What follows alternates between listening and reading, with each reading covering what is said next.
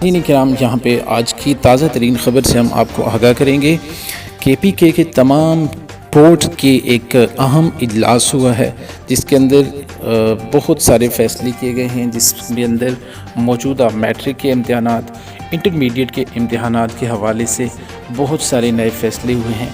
اس کے علاوہ ہم آپ کو اس ویڈیو میں بتائیں گے کہ KPK کے صوبے کے 8 تعلیمی بورڈ کو کیا کیا ہدایات کی گئی ہیں۔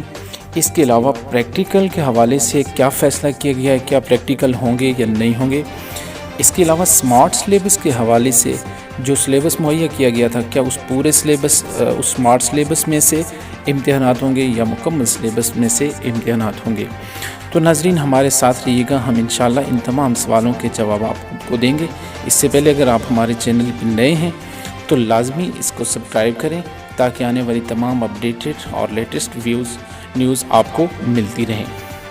تو ناظرین، چیئرمین KPK بورڈ شوکت حیات خان نے اپنا ایک خصوصی اجلاس کیا، جس میں تمام بورڈز یعنی ایبٹ آباد بورڈ، کوہاٹ بورڈ، بنو بورڈ، مردان بورڈ، پشاور بورڈ، ان تمام کے سربراہان نے، چیئرمین نے اس میں شرکت کی ہے، اور اس میں یہ فیصلہ کیا گیا ہے کہ انہوں نے کہا ہے کہ امتحانی پیپر مقررہ وقت پر اور دیگر امور بھی سابقہ طریقے کے مطابق ہوں گے۔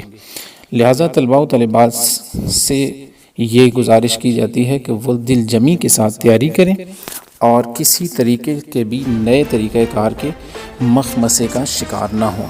انہوں نے مزید کہا ہے کہ یہ فیصلہ اس لیے کیا گیا ہے تاکہ والدین کو ذہنی اذیت سے محفوظ رکھا جا سکے اور طلباء و طالبات کو دل جمی سے تیاری کرنے میں مدد مل سکے۔ ناظرین، یہاں پہ ہم آپ کو بتاتے چلیں کہ اس حوالے سے گزشتہ روز مردان تعلیمی بورڈ میں کوہاٹ بورڈ کے چیئرمین کی صدارت میں اجلاس ہوا، جس میں سالانہ امتحان کی باقاعدہ منظوری بھی دی گئی، اور پریکٹیکل کے حوالے سے اس سے پہلے یہ فیصلہ کیا گیا تھا کہ پریکٹیکل کے امتحانات نہیں ہوں گے، وقت کی کمی کے باعث نہیں ہوں گے، لیکن اس اجلاس میں یہ فیصلہ کیا گیا ہے کہ پریکٹیکل کا فیصلہ وقت آنے پر حالات کے مطابق کیا جائے گا۔